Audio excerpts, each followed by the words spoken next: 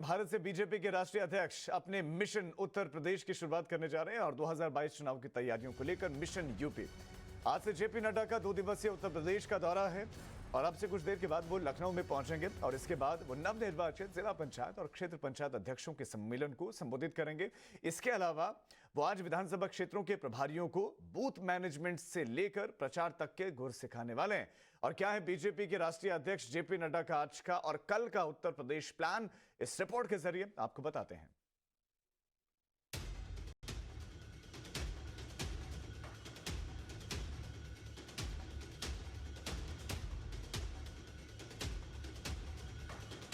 उत्तर प्रदेश विधानसभा चुनाव का काउंटडाउन शुरू हो चुका है। सारी राजनीतिक पार्टियां अब अपनी तैयारियों में जुट चुकी हैं। योगी शहर शहर का दौरा कर रहे हैं। अखिलेश और मायावती अपने वोट बैंक को मजबूत करने में जुटे हैं। लेकिन अब यूपी में दिल्ली की दिलचस्पी बढ़ गई है। यही वजह है कि बीजेपी आलाकमान उत्तर प्रदेश में संगठन को मजबूत करने और चुनाव से पहले की रणनीति बनाने पर जोर देने लगा है। इसी कड़ी में अब जेपी नड्डा 2 दिन के यूपी दौरे पर रहेंगे। नड्डा सुबह 11 बजे जिला पंचायत अध्यक्षों को संबोधित करेंगे। दोपहर 1 बजे विधानसभा क्षेत्र के प्रभारियों का सम्मेलन होगा, जिसमें पार्टी प्रमुख बूथ प्रबंधन से लेकर प्रचार प्रबंधन तक के गुर सिखाएंगे। दोपहर 3 बजे नड्डा प्रदेश बीजेपी मुख्यालय जाएंगे। यहां मुख्यमंत्री योगी आदित्यनाथ और पार्टी के प्रदेश अध्यक्ष स्वतंत्र देव सिंह की मौजूदगी में कोर कमेटी की बैठक लेंगे। कोर कमेटी की बैठक में प्रदेश सरकार के मंत्रियों और बीजेपी प्रदेश पदाधिकारियों की बैठक लेंगे। इसके बाद 8 अगस्त को नड्डा आगरा में ब्रिज क्षेत्र के क्षेत्रीय पदाधिकारियों, जिला अध्यक्षों की चुनावी बैठक लेने वाले हैं। उनका ब्रिज क्षेत्र के बीजेपी विधायकों से भी बातचीत करने का कार्यक्रम तय हुआ है। नड्डा आगरा में कोरोना वॉरियर सम्मेलन में भी शामिल होने वाले हैं। चुनाव से पहले बीजेपी ग्राउंड लेवल के साथ साथ सोशल मीडिया पर भी ठोस रणनीति बनाने पर काम कर रही है। बीजेपी ने इसके लिए आईटी सेल की कार्यशालाएं लगाई। इस कार्यक्रम में भी दिल्ली से बीजेपी आईटी सेल के चीफ अमित मालवीय पहुंचे थे। बीजेपी के डिजिटल योद्धाओं को चुनाव की तैयारी के गुर सिखाए गए।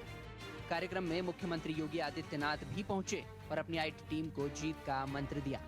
हर एक सत्र के दौरान ये चीजें होता, आपने लोकसभा चुनाव के ठीक पहले देखा होगा। उस समय एक नया मुद्दा उछाला गया था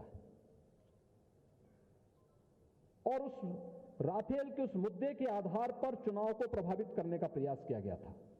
लेकिन इस देश की महान जनता ने विपक्ष के इस षड्यंत्र को पूरी तरह बेनकाब किया और अंततः जो भारतीय जनता पार्टी का नेतृत्व कहता था वही सच सामने आया।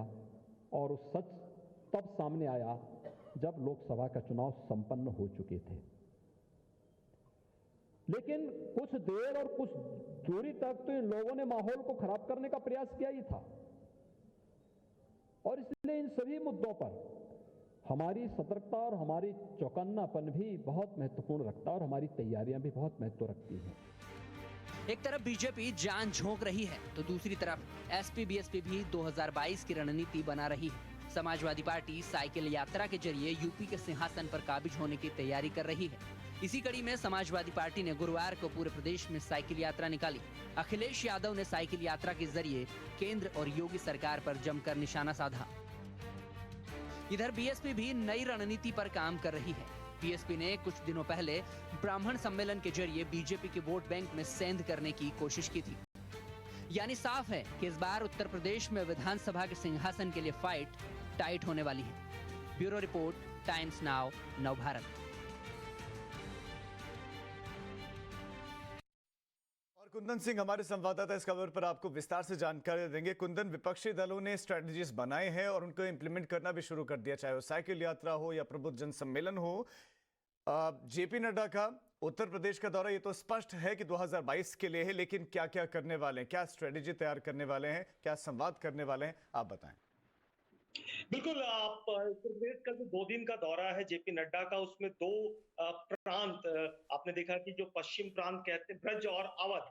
ब्रज का मतलब ये हो कि पश्चिमी उत्तर प्रदेश का आगरा, मथुरा और हाथरस वाला इलाका, और अवध जहां तक कि पूरा लखनऊ के आसपास के पूरे इलाके की जो बैठक होगी, उस बैठक में इस बार वो विधायक स्थानीय स्तर, ब्लॉक स्तर, जिला स्तर के कार्यकर्ताओं से रूबरू होंगे और वहां पे फिर जो 2022 की सरकार की स्ट्रेटेजी है, पार्टी की क्या स्ट्रेटेजी है और कैसे ग्राउंड पे माहौल बनाना है और जो जो टारगेटेड है, जो जो इश्यूज हैं और ऑपोजिशंस के जो जो उनके तरफ से जैसे जातियों को गोलबंद करने की कोशिश है, सरकार को घेरने की कोशिश है, प्राइस राइज पे, महंगाई पे और संसद को न चलने पे, किसान एक बड़ा मुद्दा है। तो इन मुद्दों पे सरकार के तरफ से, पार्टी के तरफ से क्या नैरेटिव होगी, ये बहुत बड़ी चुनौती होगी उनके लिए, क्योंकि ये पूरा इलाका आप देखें तो वेस्टर्न यूपी का पूरा इलाका है जो एग्रीकल्चर से बहुत ज्यादा इम्पैक्ट है और जो महेंद्र सिंह टिकैत और पूरा जो लोग था वो उनके एक अच्छा खासा प्रभाव है। तो उस प्रभाव को बदले बीजेपी की तरफ से क्या ऑफर किया जाएगा,